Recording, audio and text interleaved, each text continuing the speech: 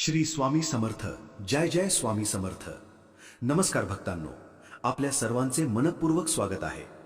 आजचा हा व्हिडिओ प्रत्येक विठ्ठल भक्तासाठी, प्रत्येक श्रीहरी विष्णू भक्तासाठी आणि प्रत्येक त्या व्यक्तीसाठी अत्यंत महत्त्वाचा आहे जी आपल्या घरामध्ये सुख, शांती, समृद्धी आणि धनवैभवाची इच्छा ठेवते. यावर्षी 25 जुलै शनिवार या दिवशी आलेली देवशयनी आषाढी एकादशी अत्यंत शुभ मानली जात आहे. धर्मशास्त्रानुसार या दिवशी भगवान श्रीहरी विष्णू क्षीरसागरात योग निद्रेत जातात अशी धार्मिक मान्यता आहे आणि याच दिवसापासून चातुर्मासाची पवित्र सुरुवात होते. असे सांगितले जाते की या दिवशी श्रद्धेने केलेली पूजा, जप, दान आणि सेवा सामान्य दिवसांच्या तुलनेत अनेक पटीने अधिक पुण्यदायी ठरते.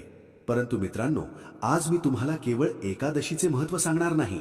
या व्हिडिओमध्ये मी अशी काही माहिती सांगणार आहे जी अनेक लोकांना माहिती नसते. विशेष म्हणजे एक छोटासा उपाय असा आहे की जो श्रद्धेने केल्यास आपल्या जीवनातील अनेक अडचणी दूर होण्यासाठी आध्यात्मिक प्रेरणा मिळू शकते. हा उपाय कोणता आहे, तो नेमका कोणत्या वेळेत करायचा आणि त्यामागील धार्मिक महत्त्व काय आहे हे आपण पुढे सविस्तर जाणून घेणार आहोत. त्यामुळे हा व्हिडिओ शेवटपर्यंत नक्की पहा. आषाढी एकादशी म्हटली की आपल्या डोळ्यांसमोर सर्वप्रथम उभी राहते ती म्हणजे पंढरपूरची पवित्र वारी.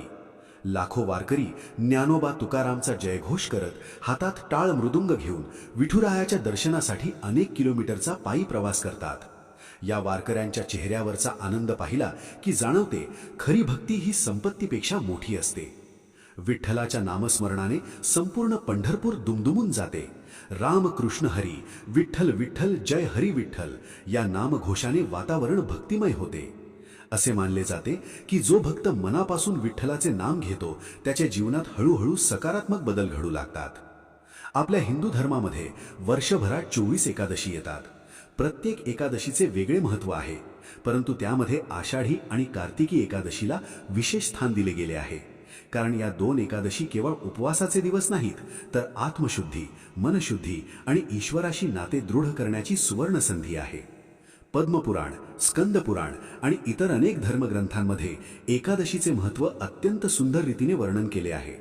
असे सांगितले जाते की जो मनुष्य श्रद्धेने एकादशीचे पालन करतो त्याच्या जीवनातील अनेक पापांचे क्षालन होते आणि त्याच्या मनामध्ये सात्विक विचारांचा उदय होतो. म्हणूनच संतांनी नेहमी नामस्मरण, भजन आणि एकादशीचे पालन करण्यावर भर दिला आहे. देवशयनी एकादशीला हरिशयनी एकादशी किंवा महाएकादशी असेही म्हटले जाते. या दिवसापासून भगवान श्रीहरी विष्णू 4 महिन्यांसाठी योग निद्रेत जातात अशी धार्मिक मान्यता आहे. या 4 महिन्यांचा काळाला चातुर्मास म्हणतात. या काळात अनेक भक्त उपवास, जप, दान, वाचन, भजन आणि सात्विक जीवन जगण्याचा संकल्प करतात. असे म्हटले जाते की चातुर्मासात केलेली साधना मनाला स्थिर करते.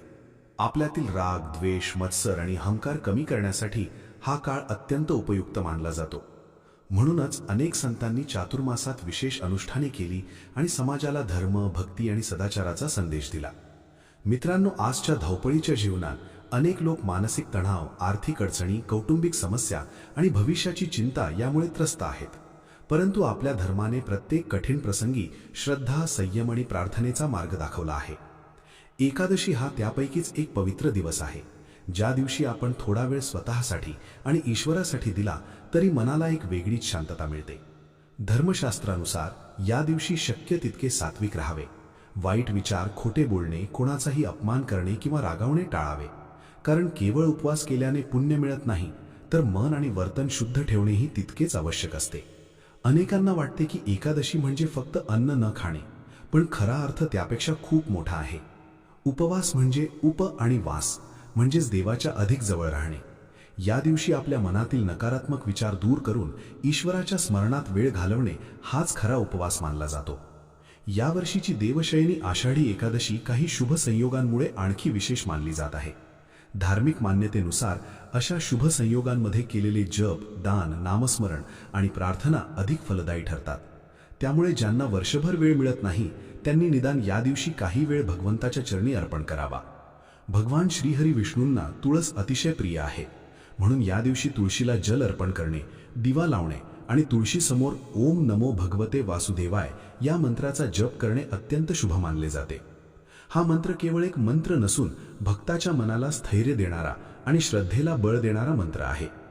तसेच या दिवशी शक्य असल्यास गरजू व्यक्तींना अन्नदान करावे. आपल्या क्षमतेनुसार वस्त्रदान, फळदान किंवा धान्यदान केले तरी त्याला धार्मिक महत्त्व दिले गेले आहे.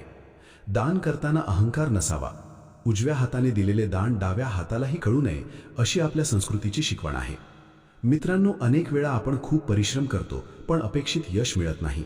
घरात पैसा टिकत नाही, व्यवसायात अडथळे येतात, नोकरीत प्रगती होत नाही किंवा सतत एखादी ना एखादी समस्या निर्माण होत राहते. अशा वेळी अनेक जण विविध उपाय शोधू लागतात. पण आपल्या धर्मग्रंथांमध्ये सर्वात मोठा उपाय सांगितला आहे तो म्हणजे श्रद्धा, सत्कर्म आणि भगवंताचे अखंड नामस्मरण. अर्थात कोणताही धार्मिक उपाय हा जादूचा शॉर्टकट नसतो. तो श्रद्धा, सकारात्मकता आणि सात्विक आचरणासोबत केला तर तो आपल्या जीवनात मानसिक बळ आणि आध्यात्मिक समाधान निर्माण करण्यास मदत करतो. म्हणून कोणताही उपाय करताना त्यामागे विश्वास, प्रामाणिकपणा आणि सद्वर्तन असणे अत्यंत आवश्यक आहे. याच देवशयनी आषाढी एकादशीच्या दिवशी केला जाणारा एक अत्यंत प्रसिद्ध पारंपरिक उपाय अनेक घरांमध्ये पिढ्यानपिढ्या केला जातो. या उपायामध्ये एक साधे 1 रुपयाचे नाणे वापरले जाते. पण हे नाणे कधी घ्यायचे, ते कसे पूजायचे, कोणता मंत्र म्हणायचा आणि दुसऱ्या दिवशी त्याचे काय करायचे हे अत्यंत महत्त्वाचे असते. अनेक जण इथे चूक करतात आणि त्यामुळे पूर्ण विधीचा हेतू समजून घेत नाहीत. म्हणून पुढे आपण या उपायाची प्रत्येक पायरी, त्यामागील धार्मिक अर्थ आणि त्यासोबत करायची विशेष पूजा अत्यंत सविस्तर जाणून घेणार आहोत. त्याचबरोबर देवशयनी एकादशीच्या दिवशी कोणत्या गोष्टी कराव्यात, कोणत्या टाळाव्यात आणि श्रीहरी विष्णू आणि विठ्ठल रुक्माईची कृपा प्राप्त करण्यासाठी कोणते नियम पाळणे आवश्यक आहे हे देखील आपण जाणून घेऊ. आता आपण देवशयनी आषाढी एकादशीच्या दिवशी सकाळपासून रात्रीपर्यंत कोणता पूजा विधी करायचा, कोणते नियम पाळायचे आणि कोणत्या गोष्टींची विशेष काळजी घ्यायची हे सविस्तर जाणून घेऊया. मित्रांनो, देवशयनी एकादशीचा दिवस हा केवळ उपवासाचा दिवस नाही, तर आपल्या जीवनात सात्विकतेचा स्वीकार करण्याचा दिवस आहे. त्यामुळे या दिवशी शक्य असेल तर ब्रह्ममुहूर्तात उठावे. सूर्योदयापूर्वी उठून सर्वप्रथम आपल्या कुलदेवताचे, श्री विठ्ठल रखुमाईचे आणि भगवान श्रीहरी विष्णूंचे मनोभावे स्मरण करावे. जाग आल्याबरोबर मोबाईल पाहण्याऐवजी 2 मिनिटे डोळे मिटून भगवंताचे नामस्मरण केले तरी दिवसाची सुरुवात सकारात्मक ऊर्जेने होते.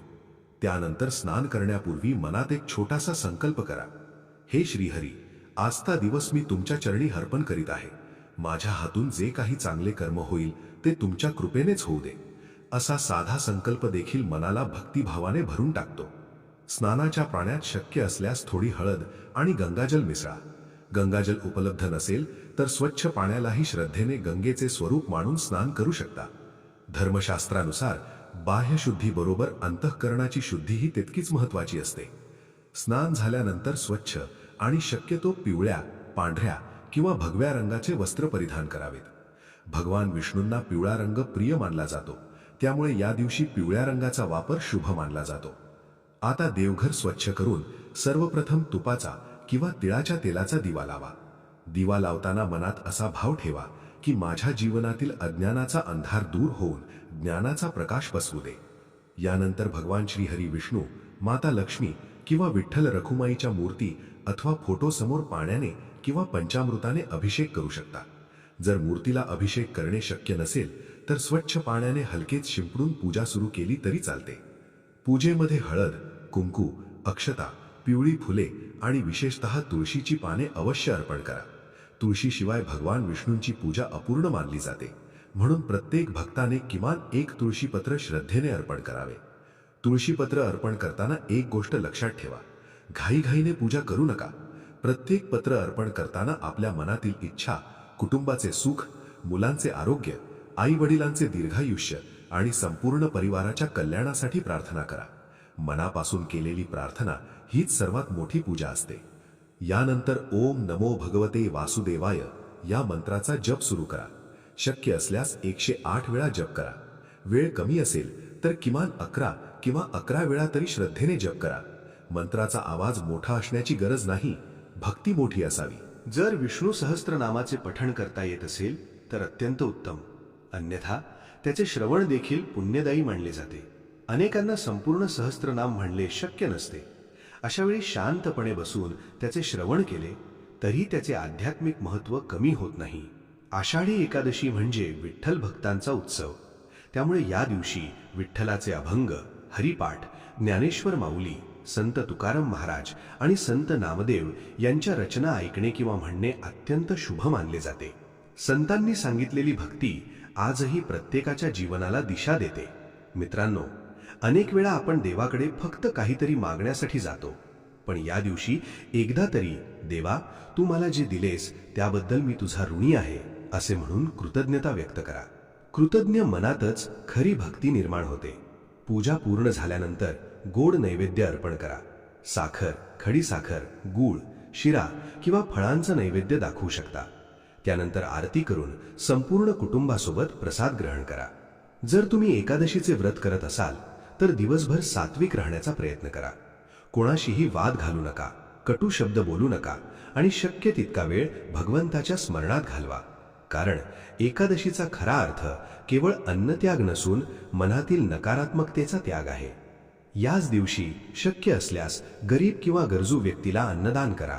पक्ष्यांना धान्य टाका, गाईला चारा द्या किंवा एखाद्या भुकेल्या व्यक्तीला जेवण द्या. धर्मशास्त्रानुसार अशा सेवेमुळे मनाला समाधान मिळते आणि दानाचे पुण्य प्राप्त होते. याच दिवशी पिंपळाच्या वृक्षाला जल अर्पण करण्यालाही विशेष महत्त्व सांगितले जाते. पिंपळाभोवती प्रदक्षिणा घालताना श्रीहरी विष्णूंचे नामस्मरण केल्याने मन स्थिर होते अशी धार्मिक श्रद्धा आहे. मित्रांनो, आजकाल अनेक जण विचारतात की माझ्या घरात सतत आर्थिक अडचणी येतात, पैसा टिकत नाही, वारंवार खर्च वाढतो, त्यासाठी काय करावे? धर्मग्रंथांमध्ये अशावेळी प्रथम आपले आचरण सुधारण्यावर भर दिला आहे. प्रामाणिक परिश्रम, योग्य नियोजन आणि भगवंतावरील श्रद्धा यांची जोड असेल तर जीवनात सकारात्मक बदल घडू शकतात. याच कारणामुळे देवशयनी आषाढी एकादशीच्या दिवशी काही पारंपरिक उपाय देखील सांगितले गेले आहेत. मात्र ते श्रद्धेने आणि योग्य पद्धतीने करणे आवश्यक असते. त्यापैकी सर्वात प्रसिद्ध उपाय म्हणजे 1 रुपयाच्या नाण्याचा उपाय. अनेकांना या उपायाची माहिती असते, पण तो करण्याची योग्य पद्धत माहीत नसते. हे 1 रुपयाचे नाणे साधे दिसत असले तरी धार्मिक परंपरेमध्ये ते लक्ष्मीच्या कृपेचे प्रतीक मानले जाते. मात्र हे नाणे कधी घ्यायचे, कोणत्या मंत्राने अभिमंत्रित करायचे, किती वेळ देवाच्या चरणी ठेवायचे आणि दुसऱ्या दिवशी ते नेमके कुठे ठेवायचे, या प्रत्येक गोष्टीला महत्त्व आहे.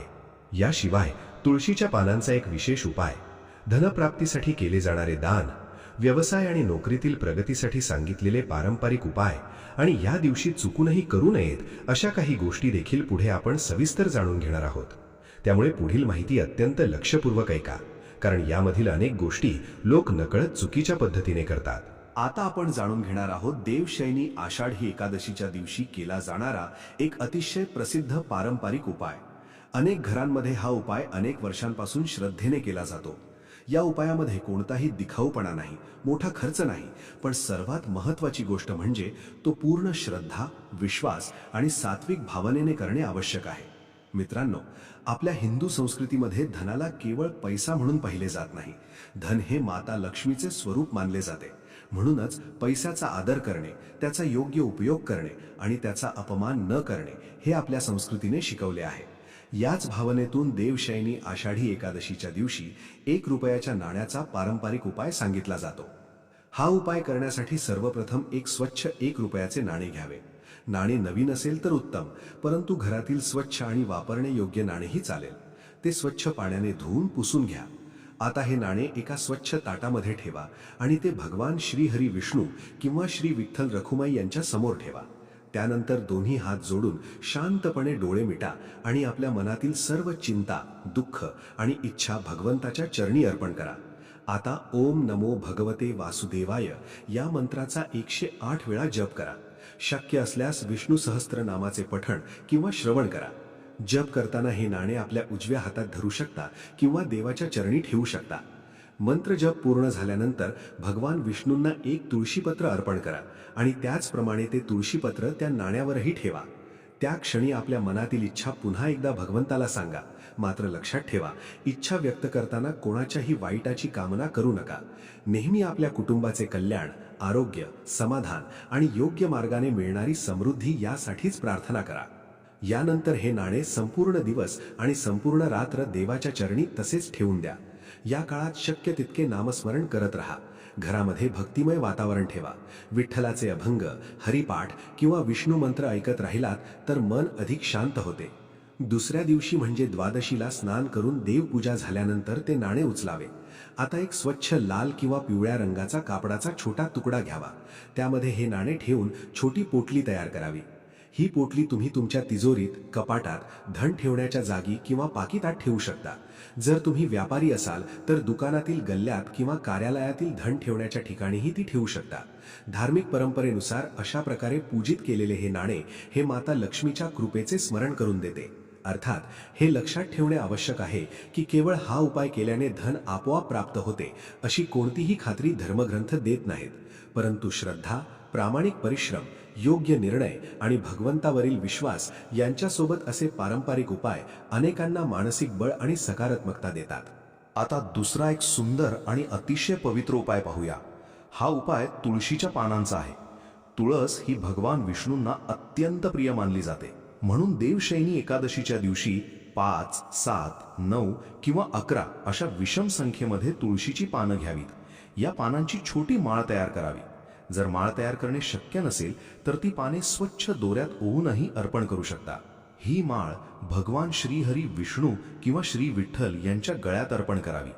अर्पण करताना आपल्या घरामध्ये सुख, शांती आणि प्रेम कायम राहावे अशी मनोभावे प्रार्थना करावी. संपूर्ण दिवस आणि रात्र ही माळ देवाच्या गळ्यात राहू द्या. दुसऱ्या दिवशी सकाळी पूजा झाल्यानंतर ती माळ काढून आपल्या घराच्या मुख्य प्रवेशद्वारावर बांधा. अनेक कुटुंबांमध्ये ही परंपरा आजही श्रद्धेने पाळली जाते. तुळस पवित्रतेचे, सात्विकतेचे आणि भगवान विष्णूंच्या कृपेचे प्रतीक मानली जाते. मित्रांनो, देवशयनी एकादशीच्या दिवशी दानालाही विशेष महत्त्व दिले जाते. पण दान हे आपल्या क्षमतेनुसारच करावे. कर्ज काढून किंवा दिखावा करण्यासाठी दान करू नये.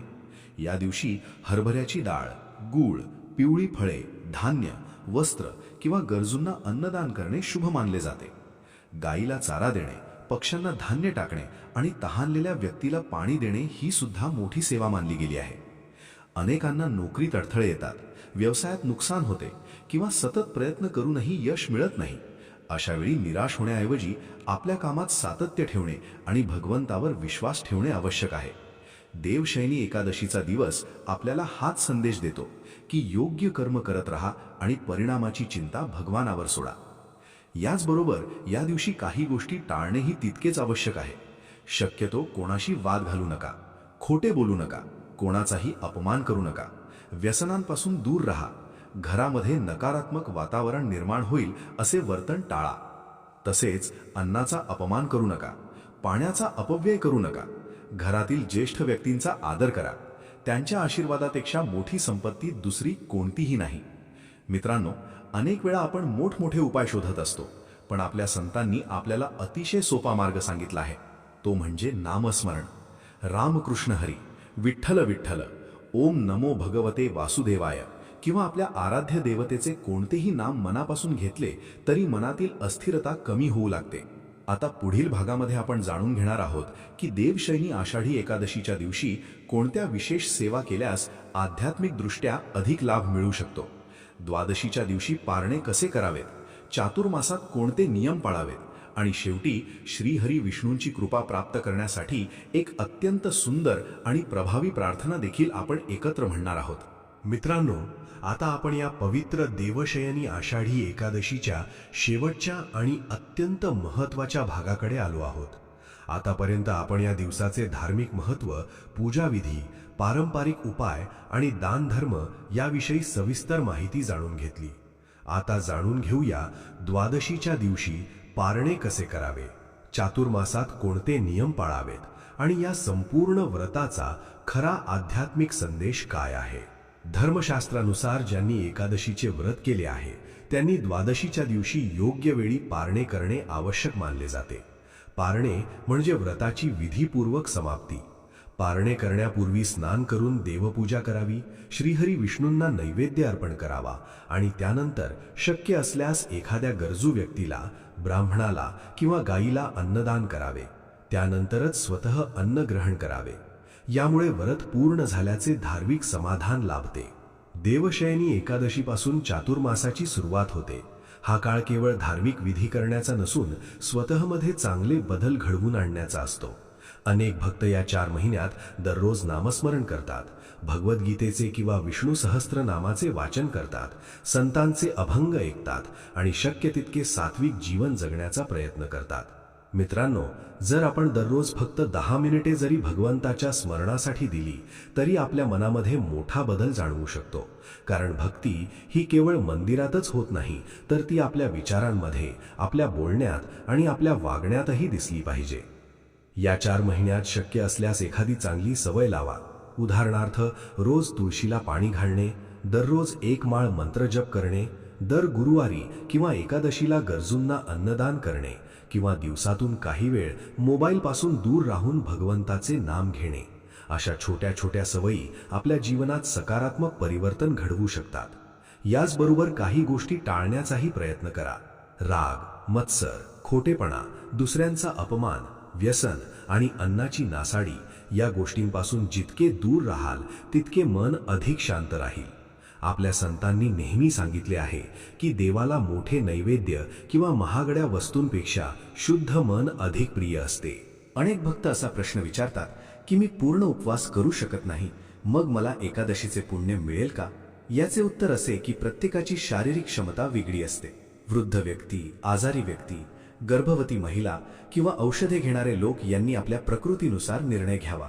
उपवासापेक्षा महत्त्वाची गोष्ट म्हणजे श्रद्धा, सात्विकता आणि भगवंतावरील विश्वास. त्यामुळे आपल्या क्षमतेनुसार व्रत आणि भक्ती करावी. लक्षात ठेवा, कोणताही धार्मिक उपाय हा आपल्या कर्माची जागा घेऊ शकत नाही. देव आपल्याला योग्य मार्ग दाखवतो, पण त्या मार्गावर चालण्याचे काम आपल्यालाच करावे लागते. म्हणून प्रामाणिक परिश्रम, चांगले विचार आणि भगवंतावरील श्रद्धा या तिन्ही गोष्टी एकत्र असतील तर जीवन अधिक सुंदर आणि समाधानकारक बनते. देवशयनी आषाढी एकादशी आपल्याला एक सुंदर संदेश देते.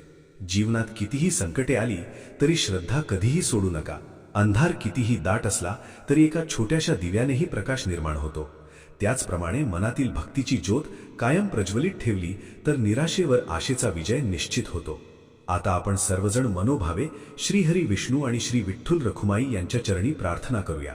हे श्रीहरी विष्णू, हे पांडुरंगा, आमच्या जीवनातील अज्ञान, दुःख, भीती आणि नकारात्मकता दूर करा. आमच्या कुटुंबावर सदैव कृपादृष्टी ठेवा. प्रत्येकाला निरोगी आयुष्य, सद्बुद्धी, समाधान आणि प्रामाणिक परिश्रम करण्याची शक्ती द्या. आमच्या घरात प्रेम, ऐक्य आणि आनंद कायम राहू दे. आमच्या हातून सदैव चांगली कर्मे घडू देत. तुमच्या चरणी आमची भक्ती अखंड राहू दे. ओम नमो भगवते वासुदेवाय.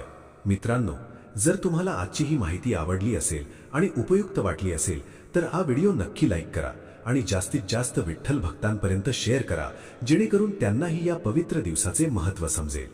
तसेच कमेंटमध्ये श्रद्धेने श्री विठ्ठल रखुमाई महाराज की जय किंवा ओम नमो भगवते वासुदेवाय असे अवश्य लिहा. तुमची भक्ती आणि भावना हीच या व्हिडिओची खरी प्रेरणा आहे. शेवटी श्री हरी विष्णू, विठ्ठल रखुमाई, माता लक्ष्मी आणि सद्गुरूंची कृपा तुमच्यावर आणि तुमच्या संपूर्ण परिवारावर सदैव राहो, हीच मनपूर्वक प्रार्थना. श्री स्वामी समर्थ. जय जय स्वामी समर्थ. रामकृष्ण हरी. विठ्ठल विठ्ठल. जय हरी विठ्ठल.